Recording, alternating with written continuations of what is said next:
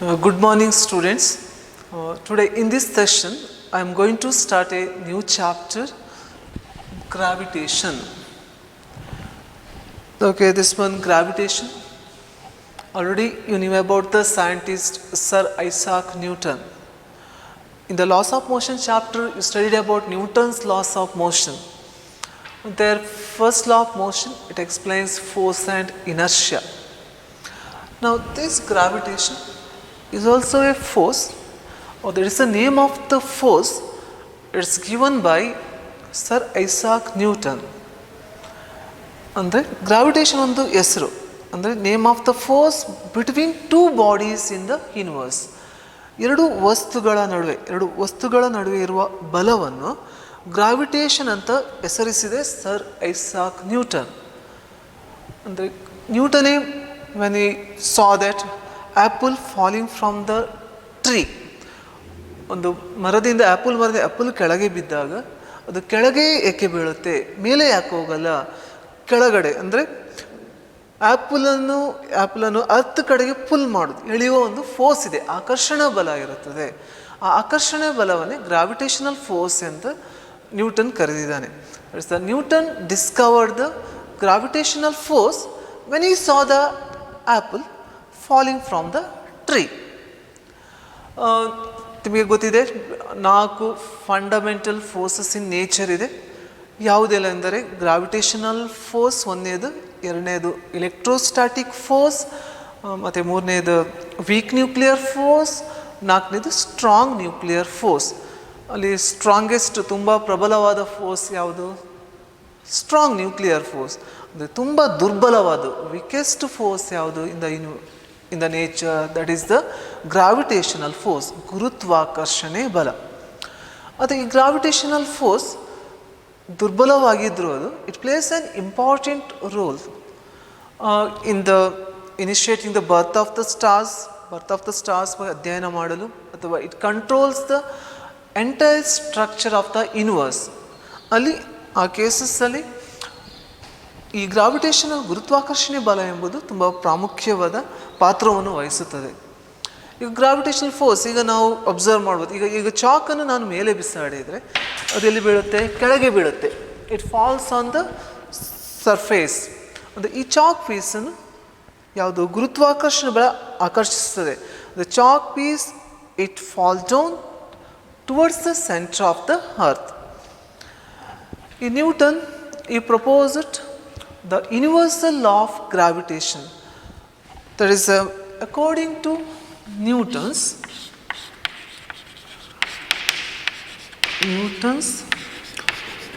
universal law of gravitation.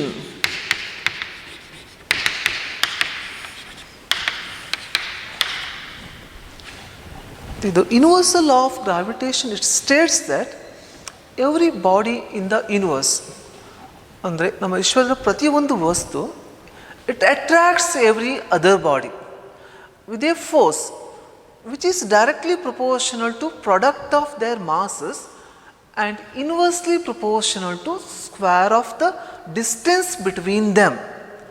ಅಂದರೆ ಈಗ ನಾವು ತಗೊಂಡ್ರೆ suppose 2 masses, point masses m1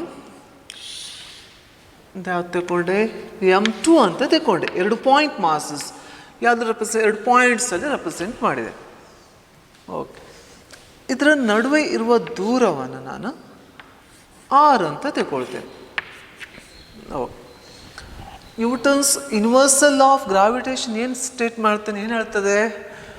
every body in the universe attracts every other body with a force directly proportional to product of masses.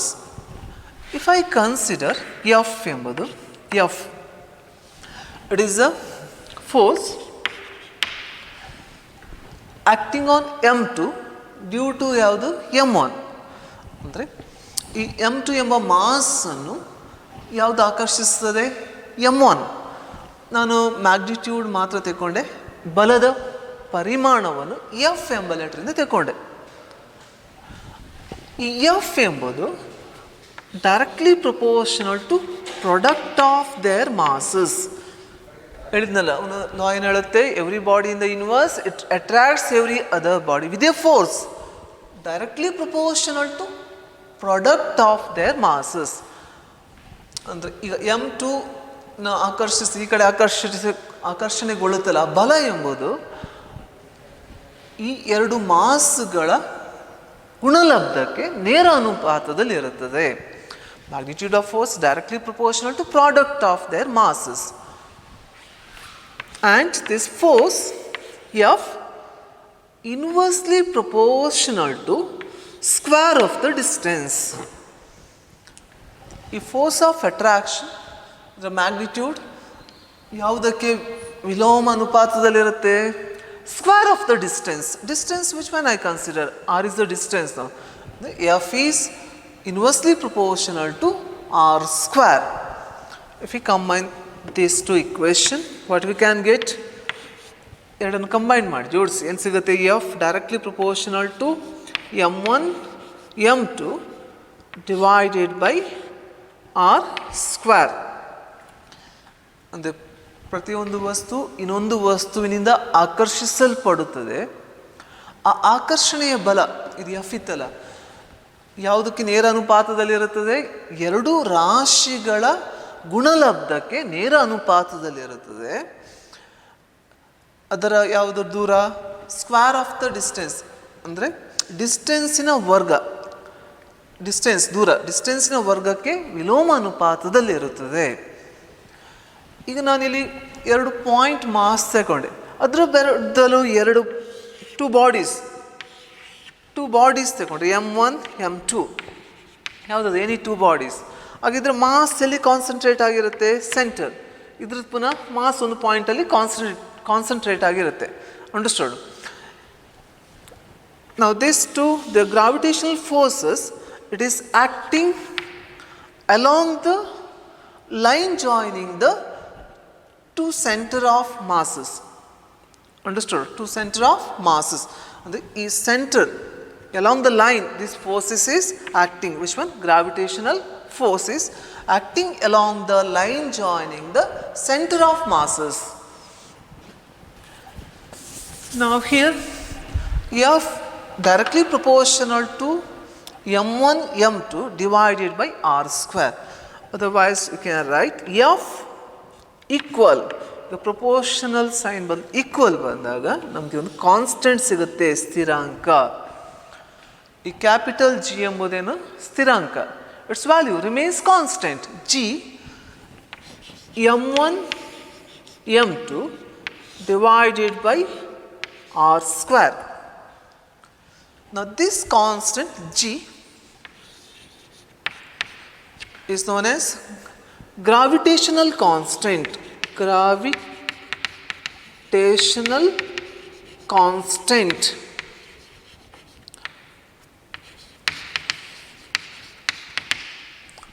Now it is the universal constant. G value, it remains same throughout the universe. ಈಗ G ಬೆಲೆ ಎಂಬುದು ಇಂದ ಸ್ಥಿರ ಆಗಿರುತ್ತೆ ಎಲ್ಲ place. ಯಾವ ಪ್ಲಾನೆಟ್ಗಳು ಹೋದರೂ G value ಏನಾಗಿರುತ್ತೆ? ಯಾವ planet G value, it value remains same. In SI system ಅವ್ರ G value is constant. Value ಎಷ್ಟು ಅಂದರೆ ಇದರ ಬೆಲೆ 6.67 10⁻⁻11. ಇದು G ಅದು ಬೆಲೆ ಎಷ್ಟು? 6.67 10⁻⁻11. ಈಗ ಇದಕ್ಕೆ ಯೂನಿಟ್ ಬರೆಯುವ. ಓಕೆ, ಇಲ್ಲಿ ನಮಗೆ ಸಿಕ್ಕಿದೆ formula, gravitational force magnitude formula ಏನು ಸಿಕ್ಕಿತ್ತು? Magnitude of force F equal to G M1 M2 by R square. ಇದೇ ಇಕ್ವೇಷನಲ್ಲಿ ನಾನು Gಗೆ ಎಕ್ಸ್ಪ್ರೆಷನ್ ಬರೆದ್ರೆ G ಈ ಕಡೆ ರೈಟ್ ಹ್ಯಾಂಡ್ ಸೈಡ್ ಇದೆಲ್ಲ ಇದನ್ನ ಈ ಕಡೆ ತಾನೆ F into R square divided by ಏನು ಸಿಗುತ್ತೆ? M1 M2. ಇಲ್ಲಿ ನಿಮಗೆ ಎಫ್ ಅದು SI ಯೂನಿಟ್ ಗೊತ್ತಿದೆ. ಎಫ್ ಅದು SI ಯೂನಿಟ್ ಏನು? ನ್ಯೂಟನ್. ಡಿಸ್ಟೆನ್ಸ್ ಅದು SI ಯೂನಿಟ್ ಮೀಟರ್. ಇಲ್ಲಿ R ಸ್ಕ್ವೇರ್ ಇತ್ತು, ಮೀಟರ್ ಸ್ಕ್ವೇರ್ ಆಗುತ್ತೆ. ಅದೇ ರೀತಿ ಮಾಸ್ ಅದು SI ಯೂನಿಟ್ ಏನು? kg. Okay, kg mass kg, that is equal to ಏನು ಸಿಗುತ್ತೆ ನಮಗೆ, that implies Newton meter square kg square. Then kg square is there. When it comes to numerator, that implies Newton meter square kg to the power minus 2. Okay, that is this g value, SI unit of g is Newton meter square kg to the power minus 2. Newton meter square kg to the power minus 2. Okay, this is the g value is 6.67, 10 to the power minus 11 Newton meter square kg to the power minus 2.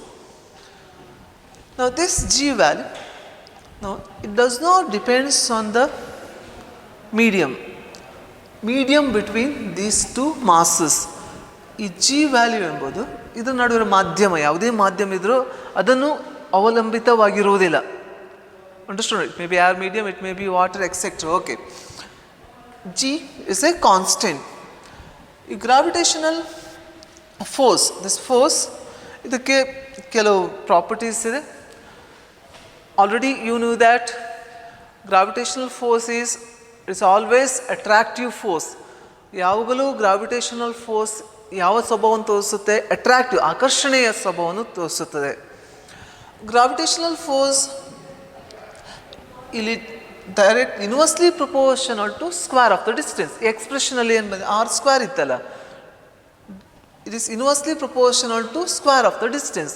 ಅಂದರೆ gravitational force it obeys inverse square law. Inverse square ಲಾ ಅಂದರೆ force ಎಂಬುದು ಗುರುತ್ವಾಕರ್ಷಣ ಬಲ ಯಾವುದಕ್ಕೆ ಲೋಮ ಅನುಪಾತದಲ್ಲಿರುತ್ತದೆ? ದೂರದ ವರ್ಗಕ್ಕೆ. Next, the gravitational force is the weakest force in nature. This force, it is a long range force. ಅಂದರೆ ತುಂಬ ದೂರದವರೆಗೂ, ಅನಂತದವರೆಗೂ ಈ ಫೋರ್ಸ್ ಇರುತ್ತೆ. ಯಾವುದು? Gravitational force. ನೀವು ಸೆಕೆಂಡ್ ಇಯರ್ ಬಂದಾಗ ಸೆಕೆಂಡ್ ಪಿ ಯು ಅಲ್ಲಿ ಇಲೆಕ್ಟ್ರೋಸ್ಟ್ಯಾಟಿಕ್ ಫೋರ್ಸ್ ಬಗ್ಗೆ ಕಲಿತೀರಿ, ಮ್ಯಾಗ್ನೆಟಿಕ್ ಫೋರ್ಸ್ ಬಗ್ಗೆ ಕಲಿತೀರಿ. ಅಲ್ಲಿ ಇಲೆಕ್ಟ್ರೋಸ್ಟ್ಯಾಟಿಕ್ ಫೋರ್ಸ್ ತಗೊಳ್ಳುವಾಗ ಅಲ್ಲಿ ಎರಡು ನೇಚರ್ ಬರುತ್ತೆ. ಅಟ್ರಾಕ್ಟಿವ್ ಇರ್ಬೋದು, ರಿಪಲ್ಸಿವ್ ಇರ್ಬೋದು. Understood? There are two types of charges, no? Positive, negative. Okay. But here gravitational force is always attractive force.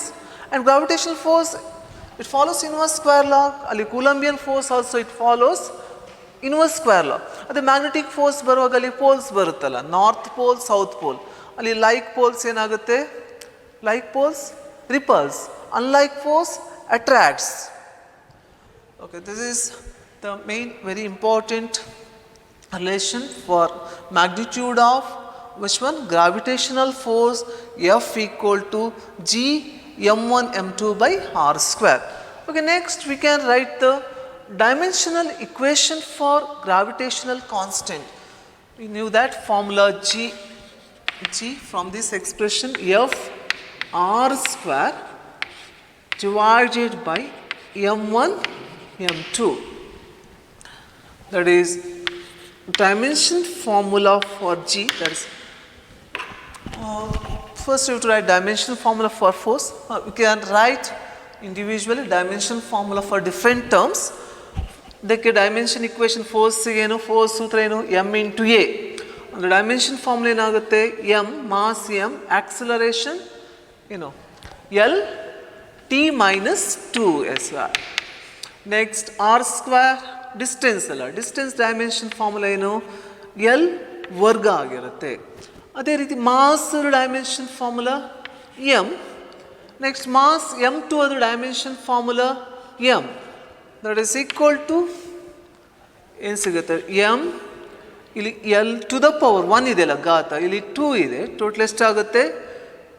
X to the power M into X to the power N ಏನಾಗುತ್ತೆ? X to the power M plus N. ಇಲ್ಲಿ 1 plus 2 ಎಷ್ಟಾಗುತ್ತೆ? 3 T to the power minus 2. ಡಿನೋಮಿನೇಟ್ರಲ್ಲಿ M into M ವರ್ಗ ಆಗುತ್ತಲ್ಲ, M to the power 2. That simplified. M ಇಲ್ಲಿ 1 ಇದೆ, numerator ಬಂದರೆ minus 2, L to the power 3, T to the power minus 2.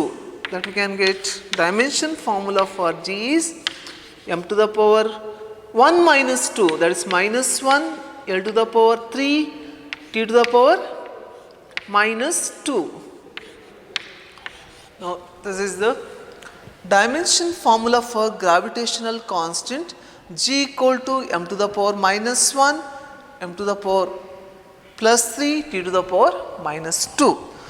Okay, once again I repeat it. What is the Newton's universal law of gravitation? Every body in the universe, it attracts every other body with a force.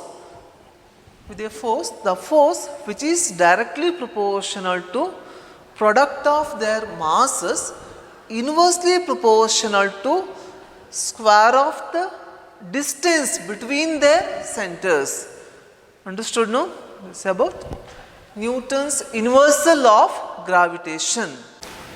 Newton's gravitational force ಎಂಬುದು vector quantity. ನಿಮಗೆ already ಗೊತ್ತಿದೆ, ಬಲ ಎಂಬುದು vector quantity.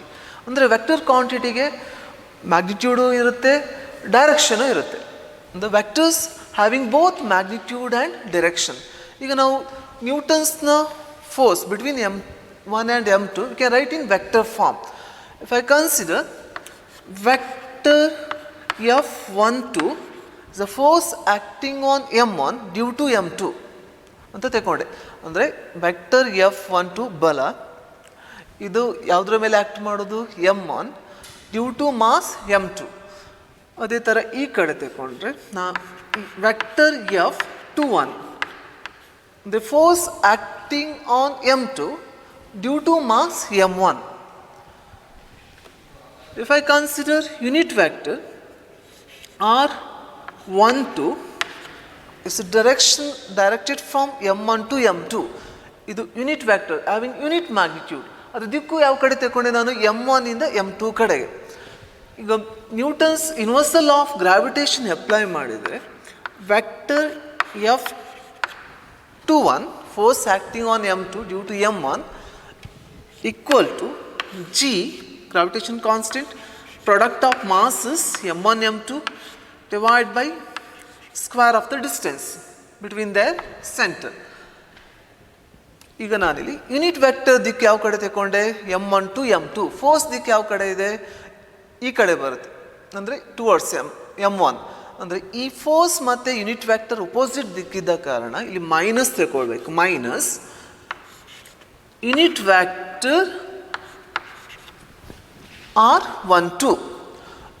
A negative sign shows that gravitation force is always attractive in nature. ನಮ್ಗೆ ಗೊತ್ತಿರ್ಬೋದು ನಿಮಗೆ, ಅದು nature, it's A attractive nature force. Minus ಏನು ಹೇಳುತ್ತೆ? ಯೂನಿಟ್ ವೆಕ್ಟರ್ ಮತ್ತು ಈ ಫೋರ್ಸ್ ವಿರುದ್ಧ ದಿಕ್ಕಿನಲ್ಲಿದೆ.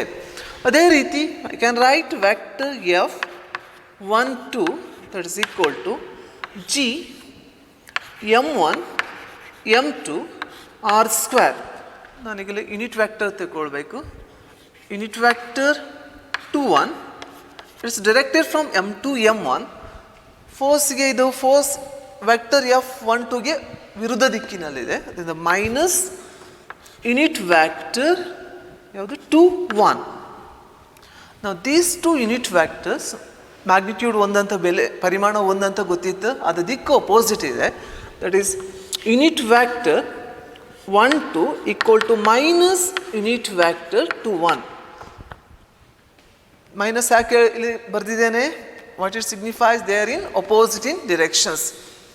ಈಗ ಈ ಈಕ್ವೇಷನಲ್ಲಿ ಈ place I can substitute minus vector ಯಾವುದು? R21 it's unit vector. Vector F21 that is equal to minus G m1 m2 divided by r square. This place I substitute minus vector 21. ನೋಡಿ ಈ equation ಅಲ್ಲಿ G m1 is there, no? m1 m2 divided by r square, vector 21 that is equal to which term there?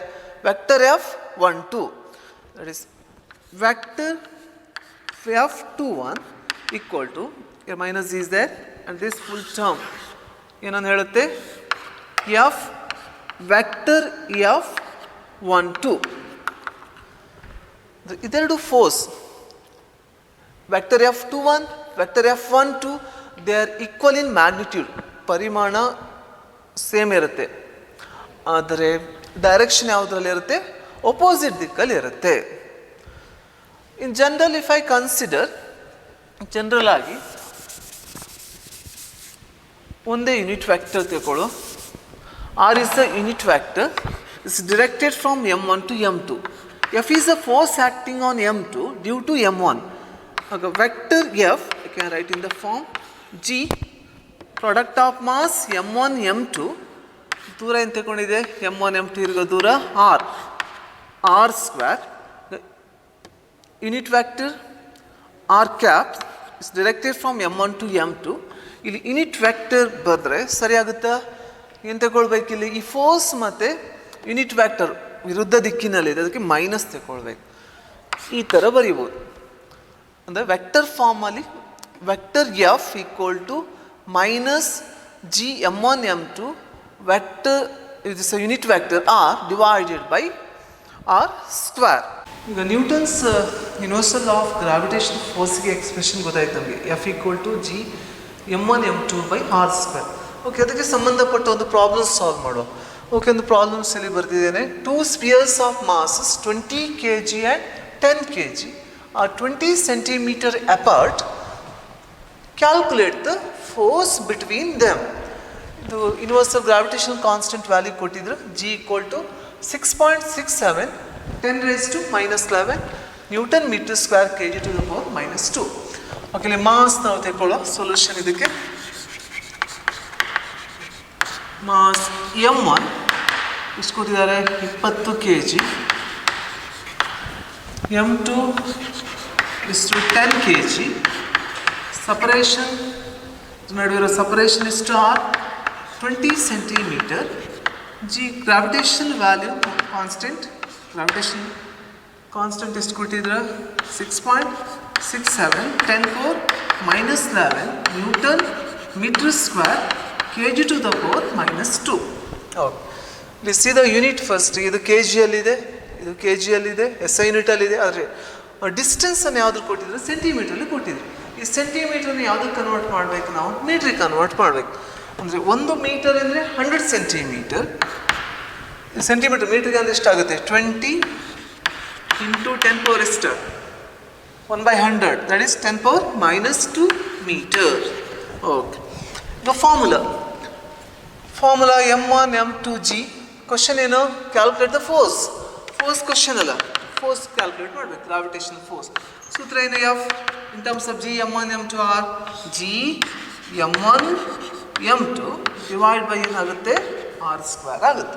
ಇಲ್ಲಿ substitute ಮಾಡಿದರೆ F equal to G plus ಇಷ್ಟು 6.67 10 raised to -11 mass ಎಷ್ಟು, M1 20 kg, M2 ಎಷ್ಟು 10 kg divided by R square. R ಎಷ್ಟು 20 × 10⁻⁻2 square. ಇಲ್ಲಿ simplify ಮಾಡಬೇಕು, power ಎಷ್ಟು 6.67 × 20 × 10, ಇಲ್ಲಿ 20 ಸ್ಕ್ವೇರ್, ಇಲ್ಲಿ 10⁻⁻11 ಇತ್ತು, ಇಲ್ಲಿ 10⁻⁻2 ಹೋಲ್ ಸ್ಕ್ವೇರ್ ಇತ್ತು. ಸಿಂಪ್ಲಿಫೈ ಮಾಡಿದರೆ ನಮಗೆ ಆನ್ಸರ್ ಎಷ್ಟು ಬರುತ್ತೆ ಅಂದರೆ 3.335 10 raised to -7. What is the SI unit of force? Newton. Okay. ಅಂದರೆ ಫೈನಲ್ ಆನ್ಸರ್ ಎಷ್ಟು ಬರುತ್ತೆ, 3.335 10 raised to -7 ನ್ಯೂಟನ್. ಇದು direct substitution problem. Mass M1 M2 ಕೊಟ್ಟಿದ್ದಾರೆ, ಆರ್ ಕೊಟ್ಟು ಜಿ. ಈ ಇಕ್ವೇಷನ್ ಡೈರೆಕ್ಟ್ ಒಂದೇ ಇಕ್ವೇಷನಲ್ಲಿ ಸಾಲ್ವ್ ಮಾಡ್ಬೋದು. ಅಂದರೆ M1 M2 ಆರ್ ಕೊಟ್ಟಿದ್ರು, ಜಿ ಕೊಟ್ಟಿದ್ರು, ಡೈರೆಕ್ಟ್ F1 ಅನ್ನೋದಲ್ಲ, ಎಫ್ ದ ಆನ್ಸರ್ ಬರುತ್ತೆ. ಓಕೆ, ನೆಕ್ಸ್ಟ್ ಈ ಸ್ಮಾಲ್ ಜಿ ಮತ್ತು ಕ್ಯಾಪಿಟಲ್ ಜಿ ಇದರ ನಡುವೆ ರಿಲೇಷನನ್ನು ಡಿರೈವ್ ಮಾಡು. ಅಂದರೆ ಸ್ಮಾಲ್ ಜಿ ಅಂದ್ರೇನು, acceleration due to gravity. Acceleration due to gravity small G. Capital G ಅಂದ್ರೆ ಏನು ಹೇಳುತ್ತೆ ಇದು ಸಿಂಬಲ್ ಫಾರ್ ಏನದ, gravitational constant, universal gravitational constant. ಇದರ ನಡುವೆ ಇರುವ ರಿಲೇಷನನ್ನು ಡಿರೈವ್ ಮಾಡುವ. ಇದು Okay, consider the earth. Okay, ನಾನು ಇಲ್ಲಿ ಡ್ರಾ ಮಾಡಿದೆ. ವಾಟ್ ಇಟ್ ರೆಪ್ರೆಸೆಂಟ್, ಇದು ಭೂಮಿಯನ್ನು ರೆಪ್ರೆಸೆಂಟ್ ಮಾಡುತ್ತೆ. ಈಗ entire mass of the earth M E ಅಂತ ತಗೊಂಡೆ. ಎಮ್ ಇ ಅಂದ್ರೇನು? Mass of the earth. Where it is concentrated? It is concentrated at the center of the earth. This point represents center of the earth. Next, consider RE. RE ಎಂಬುದೇನು? Radius of the earth. R ಅಂದರೆ ತ್ರಿಜ್ಯ, E ಅಂದರೆ earth represent ಮಾಡಿ. R radius, is the earth. ಈ ಬರೆಯುವಾಗ ಸ್ವಲ್ಪ ಕೆಳಗೆ subscript ಆಗಿ ಬರೆಯಬೇಕು, ರೇಡಿಯಸ್ ಆಫ್ ದ ಅರ್ತ್. ಇಲ್ಲಿ ಎಮ್ ಎಂಬುದು ಮಾಸ್, ಇ ಎಂಬುದನ್ನು ಏನು ಹೇಳುತ್ತಿದೆ? ಅರ್ತ್ ರೆಪ್ರೆಸೆಂಟ್ ಮಾಡುತ್ತೆ. Mass of the earth. Consider a body of mass M. ಇಲ್ಲೊಂದು ವಸ್ತು ಇಟ್ಟಿದ್ದೇನೆ. A body of mass M, it is placed on the surface of the earth. ಈಗ ನಾವು applying to Newton's second law of motion. ನ್ಯೂಟನ್ನ second law of motion ಪ್ರಕಾರ, Newton's second law of motion, the force experienced by this body of mass m, F equal to, you can write m into g. m ಎಂದ್ರೇನು? mass of the body. g ಎಂದ್ರೇನು? acceleration due to gravity at this point. Next, according to Newton's universal law of gravitation, universal law of gravitation ಪ್ರಕಾರ force F equal to magnitude of force F equal to g. ಇಲ್ಲಿ actually general formula ನಾವು M1 M2 ತಗೊಂಡಿತ್ತು. M1 ಪ್ಲೇಸಲ್ಲಿ ಏನಿದೆ? ಅಲ್ಲಿ M1 ಪ್ಲೇಸಲ್ಲಿ M ಅಂತ ತಗೊಂಡೆ. M2 ಪ್ಲೇಸಲ್ಲಿ ಯಾವ್ದು ತಗೊಂಡೆ? Mass of the earth.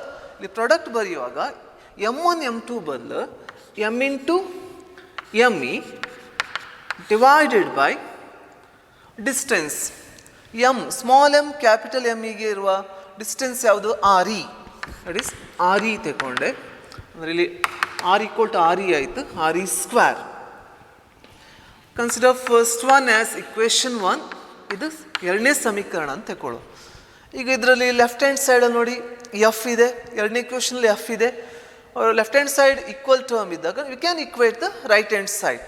From 1 and 2, from 1 and 2, you can write mg equal to g small m capital ME.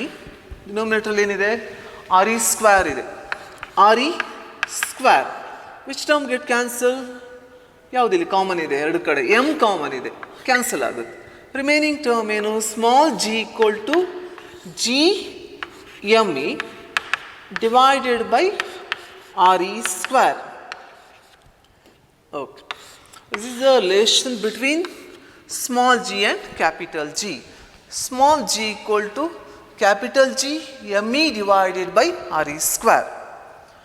ಅಂದರೆ ಸ್ಮಾಲ್ g ಯಾವುದೆಲ್ಲ ಡಿಪೆಂಡ್? ಗ್ರಾವಿಟೇಷನಲ್ ಕಾನ್ಸ್ಟೆಂಟ್, ಇದು ಸ್ಥಿರಾಂಕ. M is the mass of the earth. R E square radius of the earth ಅನ್ನು depend ಆಗಿ ಉಂಟು. ಈ G it does not depends on ಯಾವುದು? Small M. ಇಲ್ಲಿ ಸ್ಮಾಲ್ ಎಮ್ ಟರ್ಮ್ ಬಂದಿದೆಯಲ್ಲ, ಫೈನಲ್ ಎಕ್ಸ್ಪ್ರೆಷನಲ್ಲಿ ಬಂದಿಲ್ಲಲ್ಲ, ಅದರಿಂದ ಜಿ ಸ್ಮಾಲ್ ಎಮ್ ಅನ್ನು ಡಿಪೆಂಡ್ ಆಗಿಲ್ಲ. Understood no? This is about relation between small G and capital G. ಇಲ್ಲಿ ಎರಡು ಇಕ್ವೇಷನ್ ನ್ಯೂಟನ್ಸ್ ಇದೆ. Newton second law of motion ಒಂದು equation, F equal to M G. ನ್ಯೂಟನ್ನ ಗ್ರಾವಿಟೇಷನ್ ಲಾ ಪ್ರಕಾರ F equal to ಈ formula G M ME divide by R E square. ಇದೆರಡನ್ನು equate ಮಾಡಿ ನಮಗೆ ಫೈನಲ್ ಇಕ್ವೇಷನ್ ಸಿಗುತ್ತೆ. G equal to small G equal to G ME by R E square. Just ನಾನು ಯಾವುದಕ್ಕೆ relation derive ಮಾಡಿದ್ದೀನಿ? Small G ಮತ್ತು capital ಜಿಗೆ ಇರೋ relation. Small G equal to capital G ME by R E square. Okay, ಅದಕ್ಕೆ ಸಂಬಂಧಪಟ್ಟ ಒಂದು ಪ್ರಾಬ್ಲಮ್ಸನ್ನು ಸಾಲ್ವ್ ಮಾಡುವ. Okay, see here one problem is written here. What is written there? The size of the planet is same as that of the Earth. Its mass is 4 times that of the Earth. Find the potential energy of the mass 2 kg at a height of 2 meter on the planet given small g equal to 10 meter per second square on the surface of the Earth. Okay. First here problems ಅನ್ನು ಓದ್ಕೊಳ್ಬೇಕು. Next problem ಅರ್ಥ ಮಾಡ್ಕೊಳ್ಬೇಕು. ಏನೆಲ್ಲ ಕೊಟ್ಟಿದ್ದಾರೆ given ಅದನ್ನು ಬರೀಬೇಕು. ಇಲ್ಲಿ first sentence ಏನು ಕೊಟ್ಟಿದ್ದು? The size of the planet is same as that of the earth. Size same ಆಗಿದ್ರೆ ಗಾತ್ರ ಸೂತ್ರ ಸ್ಪಿಯರ್ ಥರ ಇದ್ದರೆ ಸ್ಪಿಯರ್ ಅದು ಗಾತ್ರ ಸೂತ್ರ ಏನು 4/3πr³ ಅದರಲ್ಲಿ ಸೈಜ್ ಆಫ್ ದ ಪ್ಲಾನೆಟ್ ಮತ್ತು ಅರ್ತ್ ಪ್ಲಾನೆಟ್ ಸೈಜ್ ಸೇಮ್ ಇದೆ. ಅದರ ಅರ್ಥ ಏನು, ತ್ರಿಜ್ಯ ಏನಾಗಿರುತ್ತೆ, ಸೇಮ್ ಆಗಿರುತ್ತೆ. If I consider R P is the ಯಾವುದು ತ್ರಿಜ್ಯ, ಯಾವುದದು ಪ್ಲಾನೆಟ್ ಅದು same as R E. R E ಅಂದರೆ ಯಾವುದು ತ್ರಿಜ್ಯ, earth. Radius of the planet is equal to radius of the earth. Okay, given. ನಾವು R P equal to R E ಕೊಟ್ಟಿದ್ದಾರೆ. Next it's mass. Mass of 4 times that of Earth. The mass of the planet is 4 times the mass of the Earth. Understood? Mass of the planet ಕೊಟ್ಟಿದ್ದಾರೆ given. Find the potential energy. The potential energy ನು find out ಮಾಡಬೇಕು. Okay, potential energy or EP ಇಷ್ಟಂತ find out ಮಾಡಬೇಕು. Of the mass 2 kg. Mass 2 kg. That is at a height 2 meter from the planet. 2 meter height ಅಲ್ಲಿ ಇಟ್ಟಿದೆ from the planet. ಅಂದರೆ ಈ planet ಅಲ್ಲಿ mass 2 kg ಯಾವ height ಅಲ್ಲಿ ಇಟ್ಟಿದ್ದು 2 ಮೀಟರ್ ಹೈಟ್ ಇಲ್ಲಿ ಸರ್ಫೇಸ್ ಇದೆ 2 ಮೀಟರ್ ಹೈಟ್ ಅಲ್ಲಿ ಇದ್ದು ಇಲ್ಲಿ ಪೊಟೆನ್ಷಿಯಲ್ ಎನರ್ಜಿಯನ್ನು ಕ್ಯಾಲ್ಕುಲೇಟ್ ಮಾಡಬೇಕು. ಗ್ರಾವಿಟೇಷನಲ್ ಪೊಟೆನ್ಷಿಯಲ್ ಎನರ್ಜಿ ಫಾರ್ಮುಲಾ ಏನು, mgh. ಇಲ್ಲಿ ಜಿ ಅಂದರೆ ಯಾವುದು, ಜಿ ಎಲ್ಲಿದೆ, ಜಿ ಎಲ್ಲಿದೆ ಅಂದರೆ acceleration due to gravity on the planet. ಇಲ್ಲಿ ಜಿ ಪ್ಲೇಸಲ್ಲಿ ಜಿ ಪಿ ಬರೀಬೇಕು. E P equal to gravitational potential energy equal to mass G P into H. G P is given, G P ಗೊತ್ತಿಲ್ಲ ಎಷ್ಟಂತ. First you to find out G P ಅನ್ನು find out ಮಾಡಬೇಕು. Okay, general formula small G equal to G M E divided by RE square. ನಾವು derive ಮಾಡಿದ್ದ relation between small G and capital G. G P I can write capital G ಬರೀಬೇಕು, ಯಾಕಂದರೆ ಇದು universal constant ಸ್ಥಿರಾಂಕ ಅಲ್ಲ. M E plus mass of the planet, ಇದು G P ಅಲ್ಲಿ ಇದು acceleration due to gravity on the planet surface. ನಾವು G M E plus M P divide by radius ಯಾವುದು ಆರ್ ಪಿ. ಇದೇ ರೀತಿ ಅರ್ತಿಗೆ ಆದರೆ ಜಿ ಇ ತಗೊಂಡೆ, same expression G plus G E ಬರ್ತದೆ ಅರ್ತಿಗೆ. G M E can write G also, G plus G E ತಗೊಂಡೆ, that is G is given. G is equal to G 10 meter per second square divided by R E square. Okay, this one consider as equation 1, equation 2. Simplify ಮಾಡಬೇಕು equation 1 and 2. Okay, dividing equation 1 divide by equation 2, that is GP divided by GP.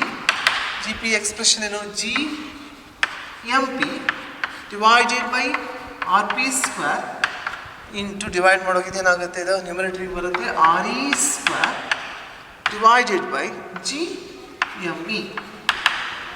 Next ಇಲ್ಲಿ ಕೊಟ್ಟಿದ್ದಾರೆ RP equal to RE ಅಲ್ಲ, ಈ term cancel ಆಗುತ್ತೆ, ಇದು equal. ಒಂದು numerator ಇದೆ, R denominator ಇದೆ ಈಕ್ವಲ್. ಎಂ ಪಿ ಪ್ಲೇಸ್ ಅಂತ ಸಬ್ಸ್ಟಿಟ್ಯೂಟ್ ಮಾಡ್ಬೋದು 4 times mass of the earth, that is GP divided by GE, that is equal to capital G, cancel ಆಗುತ್ತೆ capital G. MP place 4 times ME divided by ME. ಇಲ್ಲೇನಾಯಿತು, ME cancel ಆಗುತ್ತೆ. GP equal to, that implies GP equal to, can get 4 times GE. That is GP, acceleration due to gravity on the surface of the earth. ನಾವಿಲ್ಲಿ G ಅಂತ ತಗೊಂಡಿತ್ತಲ್ಲ, ಅದೇ G ಎಷ್ಟದ 10. 4 into 10 you can get 40 meter per second square. That is the GP. Next, what you have to find out, gravitational potential energy now. That is formula GP equal to mGPh. Substitute in this formula, that is GP equal to mass is 2, GP ಎಷ್ಟು ಬಂತಲ್ಲಿ 40 into H ಎಷ್ಟು ಬಂತು 2. 2 into 40, that is 80. 80 into 2 is 160. What is the unit of potential energy? That is joules. Okay. Now this is the final answer. Gravitational potential energy at a height h 2 meter is GP equal to 160 joules. Understood now this in this problem? Okay, first RP size same ಅಂತ ಕೊಟ್ಟಿದ್ದಾರೆ, radius ತ್ರಿಜ್ಯ same ಆಗಿರ್ತದೆ ಕೊಟ್ಟಿದ್ದಾರೆ. Mass of the planet 4 times the mass of the earth.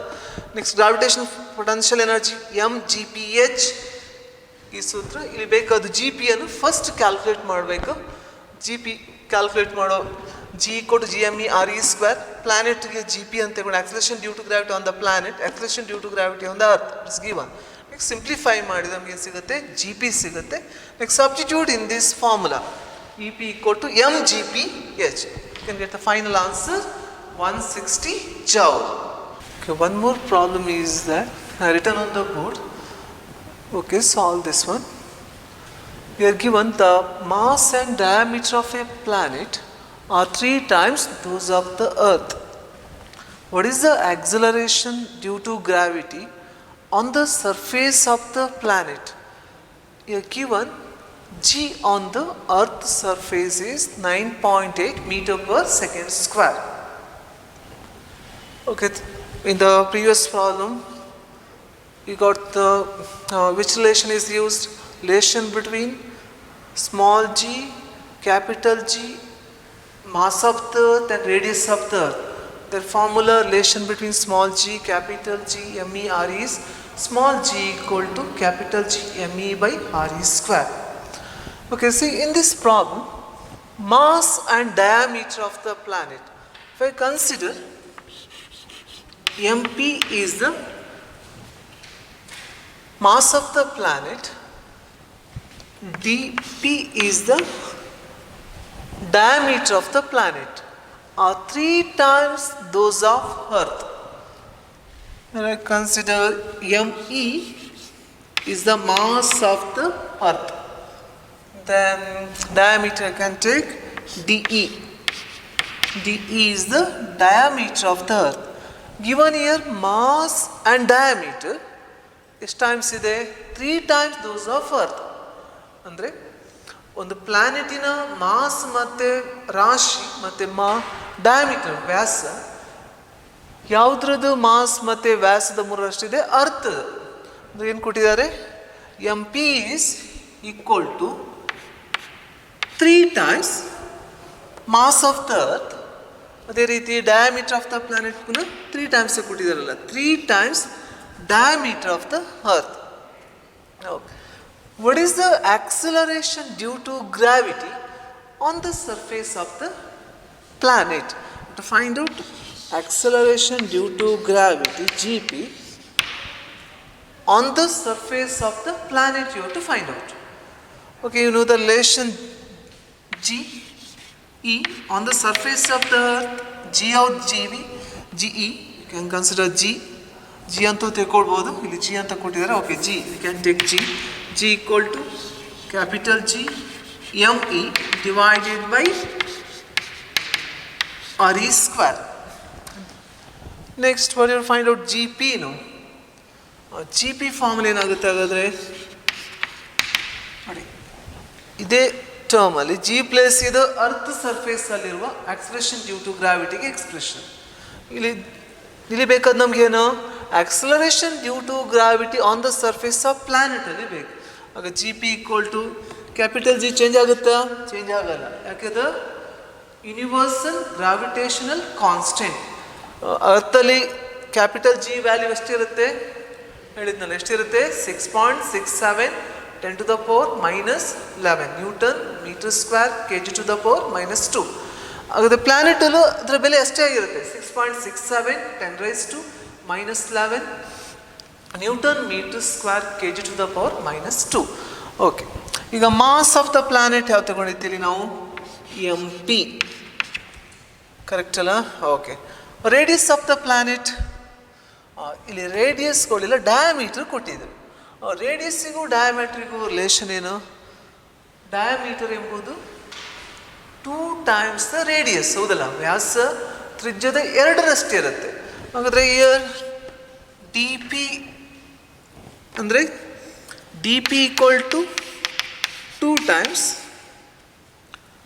R P no, D E 2 times R E no.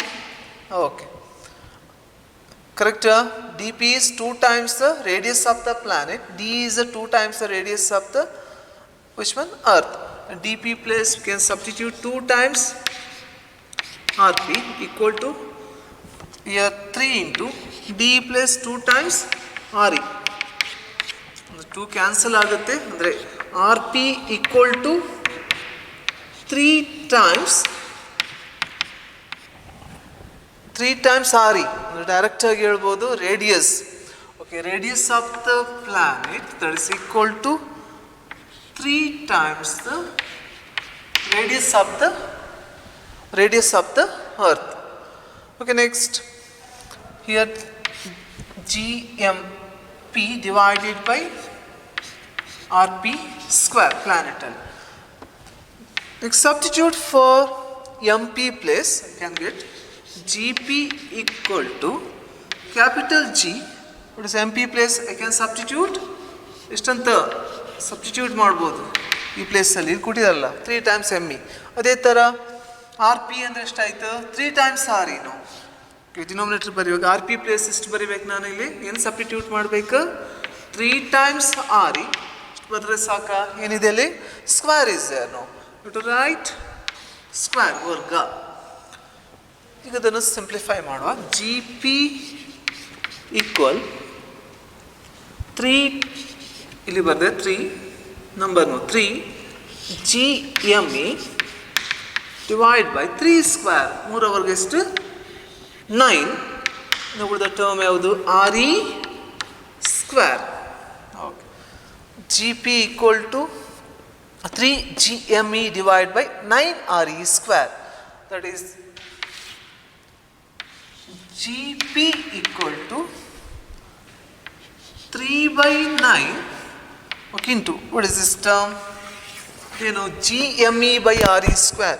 GME by RE square, that is G. No, G is given. No, right? This GME by RE square is G. G ಎಷ್ಟಂತ ಕೊಟ್ಟಿದ್ದಾರೆ ಯಾವುದ್ರಲ್ಲಿ? G on the earth's surface is 9.8 meters square. That is 3 by 9 into G value is 9.8.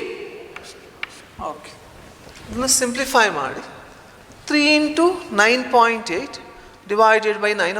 3 1s are 3 3s are 9.8 by 3 ಎಷ್ಟಾಗುತ್ತೆ ಅಂತ ನೋಡಬೇಕು. 9.8 divided by 3 ಎಷ್ಟು ಬರುತ್ತೆ? That we can get 3.2666. It continues. Okay, right? This one 3.26. It continues 66. Then your decimal point ಗೆ round up ಮಾಡು. Okay, that is GP equal to ಎರಡು decimal point round up ಮಾಡಿದ್ರೆ ಎಷ್ಟಾಗುತ್ತೆ?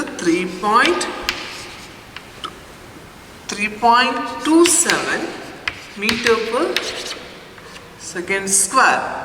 This is the final answer. Acceleration due to gravity on the planet, that is 3.27 meter per second square. Okay, ಇದು ಪ್ರಾಬ್ಲಮ್ ಮಲ್ಲಿ ಸುಲಭ ಇದೆ. ಏನು ಮಾಸ್ ಮತ್ತು diameter, mass of the planet ಅದು ಮತ್ತು ಡಯಾಮೀಟ್ರ್ ಎಷ್ಟು? 3 times ಯಾವುದು ಅರ್ಥದ ಇರುತ್ತೆ. Mass 3 times ME 3 times D. ಈ ಫಾರ್ಮುಲಾ ಗೊತ್ತಿದೆ, ಆಲ್ರೆಡಿ ಗೊತ್ತಿದ್ದಲ್ಲ. GME by RE ಸ್ಕ್ವೇರ್, ಇದು ಡಿರೈವ್ ಮಾಡಿದ್ದು. ಅದೇ ರೀತಿ ಪ್ಲಾನೆಟಲ್ಲಿ ಬರೆಯುವಾಗ ಮಾಸ್ ME ಪ್ಲೇಸಲ್ಲಿ MP ಬರುತ್ತೆ, ರೇಡಿಯಸ್ RE ಪ್ಲೇಸಲ್ಲಿ RP ಬರುತ್ತೆ. ನೆಕ್ಸ್ಟ್ MP RE ಸಬ್ಸ್ಟಿಟ್ಯೂಷನ್ ಮಾಡಿ ಸಿಂಪ್ಲಿಫೈ ಮಾಡಿದರೆ final answer you can get 3.27 meter per second square.